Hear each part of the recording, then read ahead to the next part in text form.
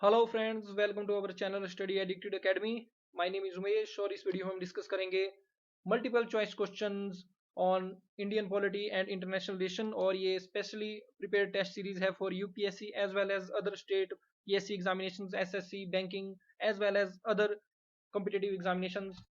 अगर आपने अभी तक हमारे चैनल को जो है सब्सक्राइब नहीं किया है तो स्टडी एडिक्टेड एकेडमी करके हमारा चैनल जो है यूट्यूब पे रहता है, आप इसको जो है सब्सक्राइब कर लीजिए और बेल आइकन को भी प्रेस कर लीजिए ताकि आपको हमारी बनाई हुई हर वीडियो की नोटिफिकेशन जो मिल सके।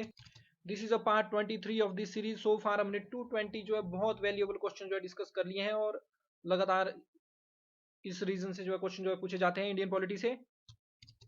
फर्स्ट क्वेश्चन आप अपनी स्क्रीन सामने देख सकते हैं, ये इंटरनेशनल रिलेशन से रिलेटेड क्वेश्चन है। इसमें पूछा गया है कि which of the following countries is are member of Arctic Council. तो आर्कटिक काउंसिल की कौन कौन सी कंट्रीज मेंबर हैं, उसकी सदस्य हैं।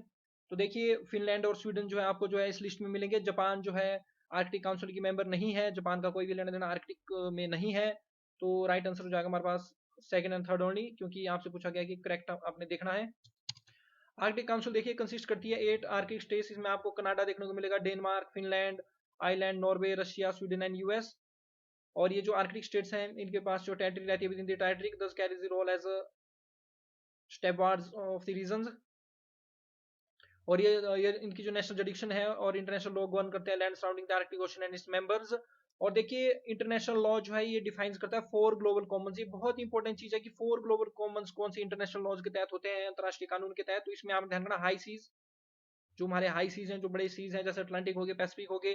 द एटमोस्फेयर, जो हमारे एटमोस्फेयर है, the Antarctica and the outer space. तो ध्यान रखना ये जो फोर जो ग्लोबल कॉमन्स हैं ये है high seas, atmosphere, Antarctica and outer space.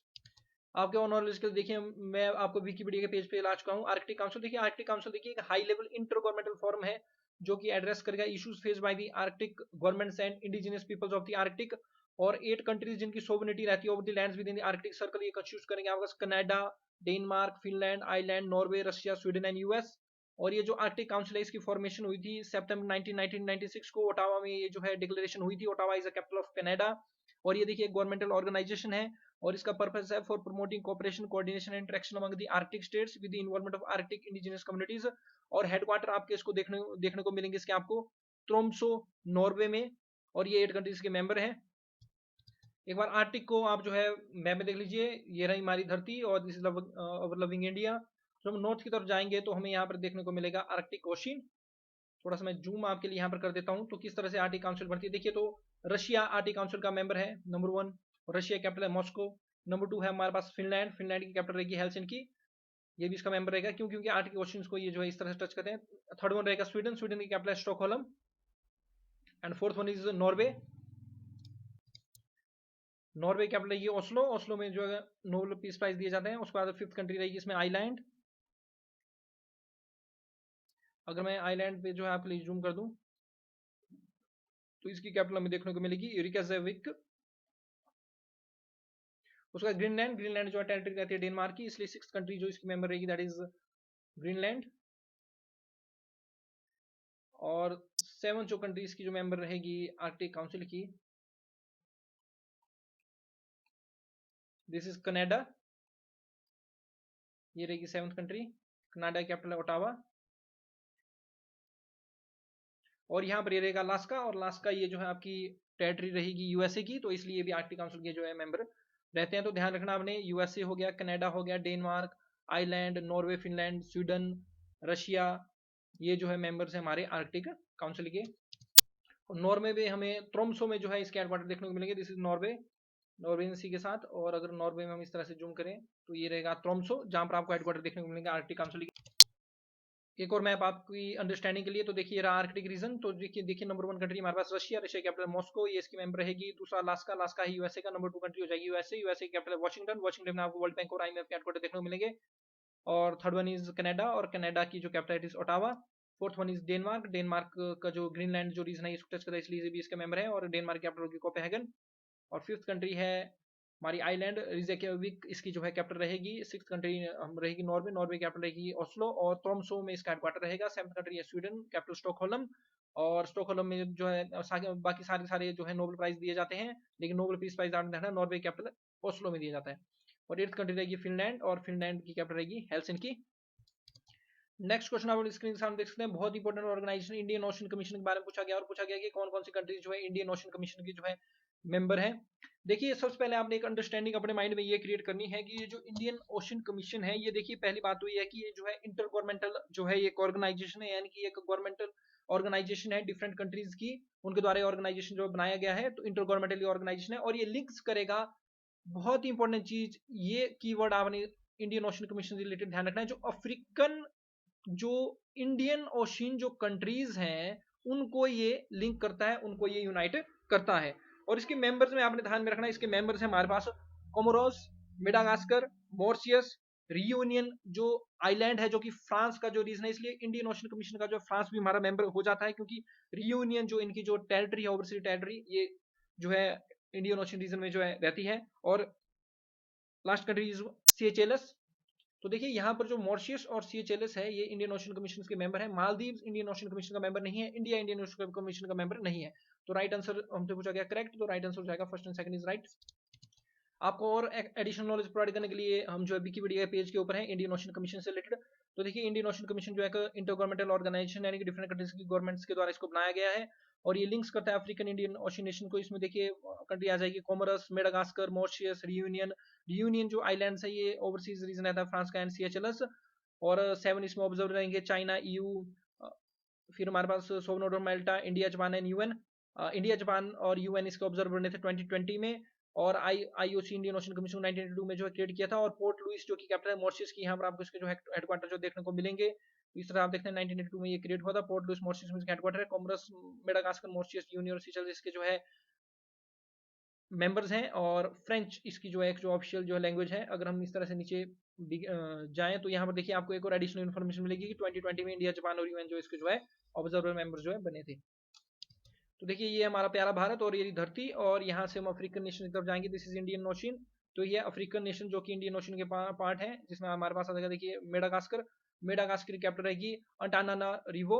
फिर ये रहेगा रियूनियन आइलैंड्स। रियूनियन आइलैंड ध्यान रखना आपके फ्रांस की टेरिटरी रहती है, ओवरसीज टेरिटरी। दूसरा यहाँ पर आ जाएगा मॉरिशस। और यहाँ पर आपको देखने को मिलेगा कोमोरस। कोमोरस के ऊपर मैं आपके लिए जो जूम कर देता हूँ, these are the Comoros islands. और कोमोरस की कैपिटल है मोरोनी।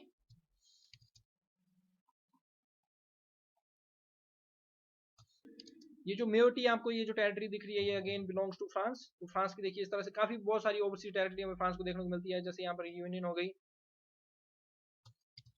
और यहाँ से जब हम नॉर्थ की तरफ जाएंगे तो हमें देखने को मिलेगा यहाँ पर सीचेलस। और सीचेलस में अजम्पशन आइलैंड से रिलेटेड जो है इंडिया जो टॉक कर रहा है। तो इस तरह से सीचेलस आप देख सकते हैं। और ये जो विक्टोरिया आपको नजर आ रही है capital of Seychelles. Indian ocean commission आपने अंडरस्टैंड कर लिया। ध्यान रखना ये अफ्रीकन जो इंडियन ओशन जो कंट्री है उनको लिंक करती है। मेडागास्कर, कोमोरस, मॉरिशस, सीएचएलएस और फ्रांस जो है इसके जो मेंबर हमें देखने को मिलते हैं। अब एक और बहुत इंपॉर्टेंट हमारी ऑर्गेनाइजेशन है इंडियन ओशन रिम एसोसिएशन। देखिए इसके बारे में नॉलेज देख लेते हैं। तो देखिए ये जो इंडियन ओशन रिम एसोसिएशन है इसके बारे में जानते हैं। ये अगेन एक इंटरनेशनल ऑर्गेनाइजेशन है जिसमें 23 स्टेट्स हैं बॉर्डरिंग द इंडियन ओशन, बहुत इंपॉर्टेंट है। और ये आईओआरए जो एक रीजनल फॉर्म है। और इसमें आपने ध्यान में रखना ये जो है for promoting cooperation and close interaction among the member countries. और न्यूज में इसलिए था क्योंकि फ्रांस इसका न्यूएस्ट मेंबर जो है बना हुआ है। और एबेने मॉरिशस में आपको इसकी जो है कैपिटल जो देखने को मिलेगी। और 23 कंट्रीज आप इस तरह से देख सकते हैं। ऑस्ट्रेलिया हो गया, Bangladesh, Comoros, France, India, Indonesia, Iran, Kenya, Madagascar, Malaysia, Maldives, Mauritius, Mozambique, Oman, CHL, Singapore, Somalia, south Africa, Sri Lanka, Tanzania, Thailand, UAE and Yemen. Wikipedia ने अभी तक जो देखिए फ्रांस को जो है सॉरी फ्रांस को भी डाल दिया। तो 23 जो इस तरह से जो है कंट्रीज हो गई है। इस तरह से आप ये मैप में भी देख सकते हैं। और इन कंट्रीज का आपने ध्यान में रखना है। और हेडक्वार्टर इसका आपने ध्यान रखना इबेने मॉरिशस में जो है इसका जो आपको जो हेडक्वार्टर जो देखने को मिलेगा। और करंट चेयरमैन जो इसके जो है साउथ अफ्रीका में देखने को मिलती है। और वाइस चेयर यूएई के पास है। और 6 मार्च 1997 को ये जो एस्टेब्लिश हुआ था। नेक्स्ट क्वेश्चन आप अपनी स्क्रीन के सामने देख सकते हैं। इसमें पूछा जा रहा है कि बे ऑफ पिग्स जो है किस कंट्री की कोस्ट के नजदीक जो है लोकेटेड है, किस देश के कोस्ट के नजदीक जो है बे ऑफ पिग्स लोकेटेड है। बहुत इंपॉर्टेंट है ये जो है बे है, खाड़ी है। तो ये आपको जो है क्यूबा की कोस्ट के ऊपर जो देखने को मिलेगी। This is Cuba, capital Havana. और हैवाना सिंड्रोम को काफी ज्यादा न्यूज में थे। यहाँ पर ऐसा मान रहा है कि रेडियो वेव्स या माइक्रो वेव्स की वजह से जो है कुछ प्रॉब्लम्स जो है अमेरिकन डिप्लोमेट्स और अदर कंट्री डिप्लोमेट्स को जो देखने को मिल रही है। उनमें कुछ डिप्रेशन वगैरह या इस तरह से कुछ प्रॉब्लम उनमें आई हुई है, तो हैवेना सिंड्रोम इस तरह से हमें ध्यान में रखना। और दिस इज क्यूबा, और क्यूबा में हमें देखने को मिली यहाँ पर बे ऑफ पिग्स, और कैरिबियन एक ये जो है आइलैंड ये जो रहता है। नेक्स्ट क्वेश्चन आपसे पूछा जा रहा है कि जिब्राल्टर देखिए काफी ज्यादा न्यूज में रहता है, ये ओवरसीज टेरिटरी है किस कंट्री की? तो जिब्राल्टर देखिए ओवरसीज टेरिटरी रहेगी ब्रिटेन की। अब बे ऑफ पिग और जिब्राल्टर को मैं आपको एक बार वर्ल्ड मैप में दिखा देता हूँ। तो ये है हमारी प्यारी धरती और this is our loving India. तो यहाँ से मूव करेंगे हम वेस्ट की तरफ। सबसे पहले जिब्राल्टर हमें देखने को मिलेगा यहाँ पर स्पेन के साथ। यहाँ पर हम जिब्राल्टर के ऊपर एकदम से मैं जूम कर देता हूँ आपके लिए। तो यहाँ पर आप देख सकते हैं जिब्राल्टर, तो Gibraltar is overseas territory of Britain. तो इस तरह से ब्रिटेन जो है एक बॉर्डर आपका स्पेन के साथ भी शेयर करता है, और इट इज स्टेट ऑफ, यहाँ पर आपको देखने को मिलेगी स्टेट ऑफ जिब्राल्टर, जो कि एल्बोरन सी या मेडिटेरेनियन सी को जो है कनेक्ट करेगी नॉर्थ अटलांटिक ओशन के साथ। अब इसके बाद हम चल पड़ते हैं अमेरिकन कंट्रीज की तरफ। तो यहाँ पर यूएसए के साउथ में, फ्लोरिडा के साउथ में यहाँ पर आपको देखने को मिलेगा क्यूबा, कैपिटल इज हेवेना। और क्यूबा में जब आप इस तरह से यहाँ जूम करेंगे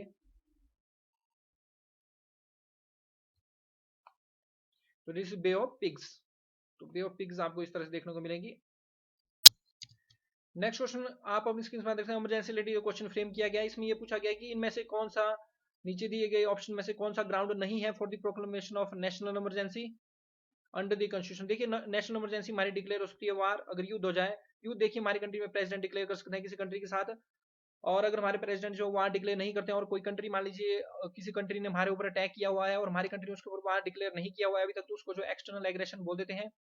तो तीन जो है रीजन हमारे संविधान में इन प्रेजेंट दिए गए हैं, वार, एक्सटर्नल एग्रेशन और आर्म रिबेलियन, जिनके ऊपर जो है नेशनल इमरजेंसी लगाई जा सकती है। इंटरनल डिस्टर्बेंस हमें देखने को नहीं मिलता, तो राइट आंसर हो जाएगा डी।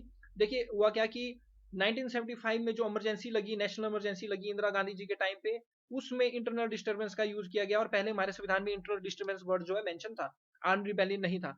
लेकिन इसको खत्म करने के लिए बाद में 44th कॉन्स्टिट्यूशन अमेंडमेंट एक्ट 1978 लाया गया, और 44th जो संविधान जो संशोधन हुआ उसने जो है इंटरनल डिस्टर्बेंस की जो वर्ड है इसको हटाकर यहाँ पर इंट्रोड्यूस कर दिया आर्म्ड रिबेलियन। तो सो इन प्रेजेंट हमारे कॉन्स्टिट्यूशन में जो नेशनल इमरजेंसी डिक्लेयर करने के लिए जो तीन जो ग्राउंड्स दिए गए हुए हैं उसमें वार, एक्सटर्नल एग्रेशन और आर्म्ड रिबेलियन। आर्म्ड रिबेलियन का मतलब है जो हमारी आर्म फोर्सेस है वो विद्रोह कर देती हैं, तो इस स्थिति में भी नेशनल इमरजेंसी लगाई जाएगी। अब देखिए अगर वार और एक्सटर्नल एग्रेशन के ऊपर अगर इमरजेंसी डिक्लेयर होती है तो उसको बोल देंगे एक्सटर्नल इमरजेंसी, और एक्सटर्नल इमरजेंसी के दौरान हमारे सारे के सारे फंडामेंटल राइट सस्पेंड हो जाते हैं, एक्सेप्ट आर्टिकल 20 एंड 21 को छोड़कर बाकी सारे के सारे सस्पेंड हो जाएंगे। लेकिन अगर जो है इंटरनल इमरजेंसी लगी हुई है, आर्म रिबेलियन के ऊपर जो इमरजेंसी लगेगी उसको बोल देंगे हम इंटरनल इमरजेंसी। तो इस केस में हमारा आर्टिकल 19 के द्वारा जो 6 फंडामेंटल राइट्स मिलते हैं ये भी हमारे सस्पेंड नहीं होंगे। और आर्टिकल 358 डील्स करता है with suspension of fundamental rights relating to article 19, और आर्टिकल 59 डील्स करेगा with suspension of fundamental rights other fundamental rights related article 19 को छोड़ के। और सस्पेंशन जो फंडामेंटल राइट्स के इस दौरान जो है प्रेसिडेंट जो है करते हैं सिचुएशन को देख के।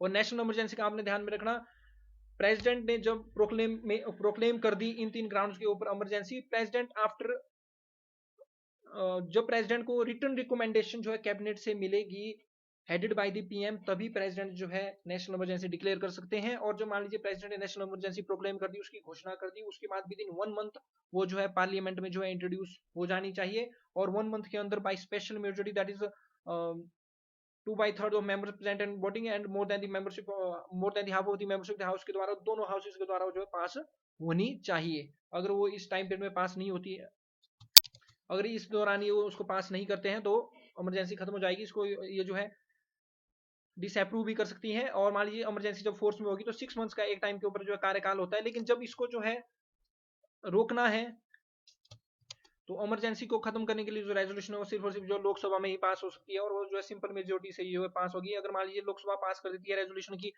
नेशनल इमरजेंसी को हटाया जाए, तो प्रेसिडेंट को जो है वो जो है हटाने पड़ती है, और प्रेसिडेंट भी एनी टाइम किसी टाइम पे जो है नेशनल इमरजेंसी को जो है हटा सकते हैं।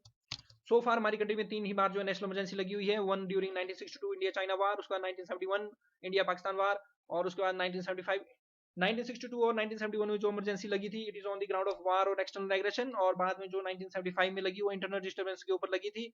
तो ये काफी कंट्रोवर्शियल एक मुद्दा बना था, इसलिए 44th कॉन्स्टिट्यूशन 1978 से जो इंटरनल डिस्टर्बेंस वर्ड को ही हटा दिया गया और वहां पर आर्म्ड रिबेलियन को जो इंट्रोड्यूस किया गया। तो देखिए यहाँ पर पूछा गया कि which one of the following is the subject of the concurrent list. देखिए हमारी 7th शेड्यूल हमारे कॉन्स्टिट्यूशन की रहती है, उसमें 3 लिस्ट रहती है हमारे पास, list first, list second and list third. तो इस 7th शेड्यूल के द्वारा डिफरेंट सब्जेक्ट जो डिवाइड किए गए हैं बिटवीन सेंटर, स्टेट और कॉन्करेंट। तो लिस्ट फर्स्ट है हमारी यूनियन लिस्ट, जिसको हम सेंट्रल लिस्ट भी बोल देते हैं, यूनियन लिस्ट। लिस्ट सेकंड है स्टेट लिस्ट, और थर्ड है हमारे पास कॉन्करेंट लिस्ट। अब देखिए लिस्ट फर्स्ट में वो सब्जेक्ट डाले गए हैं जिनके ऊपर लॉ सिर्फ और सिर्फ हमारी सेंट्रल गवर्नमेंट है या पार्लियामेंट बना सकती है, और यहाँ पर 97 सब्जेक्ट है। और 97 जो एंट्री जो रहती है यूनियन लिस्ट की, वो बोलती है कि जो भी सब्जेक्ट जो सेकंड और थर्ड में नहीं है वो ऑटोमेटिकली जो है यूनियन गवर्नमेंट के पास उनसे रिलेटेड जो पावर हो जाएगी। तो डिफेंस हो गया, फॉरेन अफेयर्स हो गए हमारे, इस तरह की सारी सारी पावर जो हमारी सेंट्रल गवर्नमेंट के पास, सेंट्रल गवर्नमेंट के पास रखी होती है। लिस्ट सेकंड है हमारे पास स्टेट। स्टेट के इसमें जो 66 सब्जेक्ट्स हमें देखने को मिलते हैं, इसमें पुलिस हो गया, लैंड हो गया, वाटर हो गया, इस तरह से देखने को मिलते हैं। और लिस्ट थर्ड में है हमारे पास 47 सब्जेक्ट, इसको कॉन्करेंट लिस्ट बोलते हैं। इसमें जो है लॉ जो आपके centre as well as state दोनों बना सकती है, लेकिन सेंटर और स्टेट के लॉ में अगर कोई कंफ्लिक्ट होता है तो सेंट्रल लॉ जो प्रिवेल्स करेगा, सेंट्रल लॉ को उसमें माना जाएगा। तो ये जो पुलिस होगी, पुलिस हमें देखने को मिलती है स्टेट लिस्ट में। रेडियो एंड टेलीविजन जो है हमें जो है स्टेट लिस्ट में देखने को मिलते हैं, लेकिन आप ध्यान रखिए कोई भी फिल्म बनती है, कोई भी मूवी बनती है, तो उसको जो है central board of film certification के द्वारा जो है स्क्रीन किया जाता है, उसकी स्क्रीनिंग की जाती है, और उनके द्वारा परमिशन मिलने के बाद ही उसको जो है सिनेमाज और टेलीविजन पे दिखाया जा सकता है। सो फार ओटीटी जो ओटीटी टॉप प्लेटफॉर्म है, जिसमें नेटफ्लिक्स, अमेजॉन प्राइम वगैरह हो गया, उनको अभी तक रेगुलेट नहीं किया गया है इसमें। Foreign affairs again central list में देखने को मिलेंगे, और क्रिमिनल मैटर्स आपको देखने को मिलेंगे कॉन्करेंट लिस्ट में। और कॉन्करेंट लिस्ट में और क्या क्या चीजें हमारे पास, फॉरेस्ट हो गया, एजुकेशन हो गई, बैंकिंग आपने ध्यान में रखना, बैंकिंग आपको जो है सेंट्रल लिस्ट यूनियन लिस्ट में देखने को मिलेगी, इंश्योरेंस यूनियन लिस्ट में देखने को मिलेगी, लेकिन बैंकरप्सी और इंसॉल्वेंसी यानी कि कोई दिवालिया हो जाते हैं, वो अपने लोन नहीं दे रहे हैं, तो वो अगेन कॉन्करेंट लिस्ट में सब्जेक्ट आ जाएगा। ट्रस्ट एंड ट्रस्टीज हो गए, prevention of cruelty to the animals, ये भी कॉन्करेंट लिस्ट में देखने को मिलती है। Population control and family planning again concurrent list में है।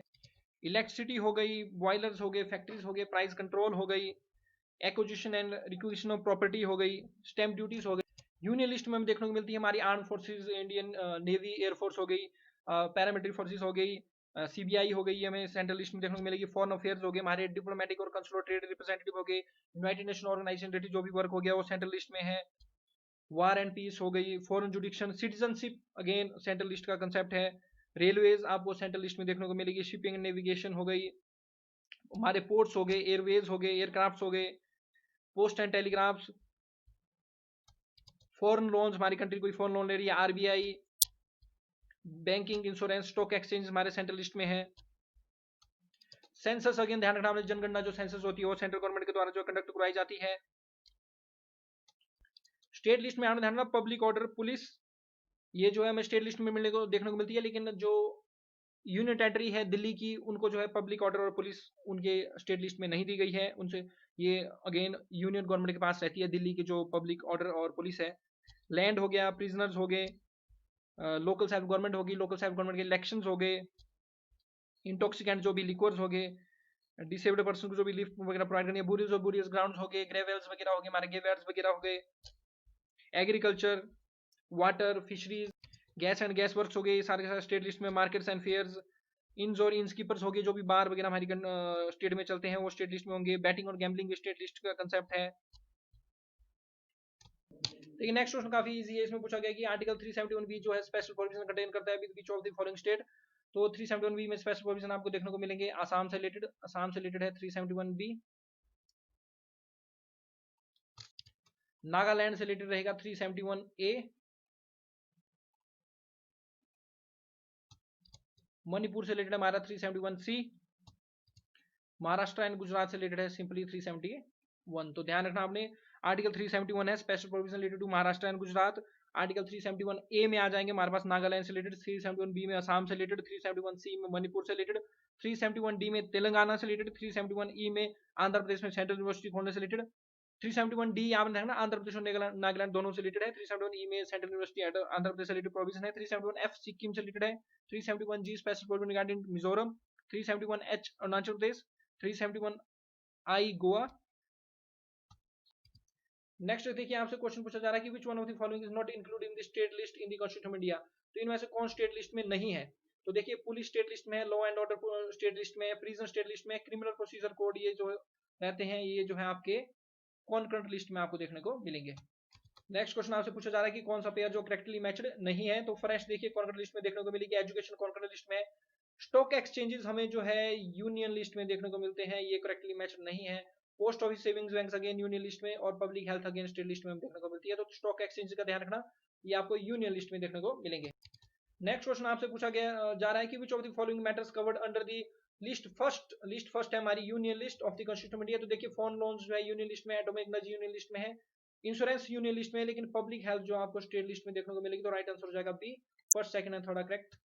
सो that's the end of this video friends. I hope आपको इसमें कुछ नया जानने को मिला होगा। अगर आप चाहते हैं कि मैं इसी तरह जो है आपके लिए जो है लेक्चर सीरीज जो कंटिन्यू रखूं, जो आपको एग्जाम में काफी ज्यादा हेल्प करेंगे, तो आप हमारे चैनल को जो है ज्यादा से ज्यादा लाइक, सब्सक्राइब और शेयर कीजिए, और दूसरों की हेल्प भी कीजिए। We rise by lifting others. Thanks very much for watching. जय हिंद, जय भारत, जय हिमाचल।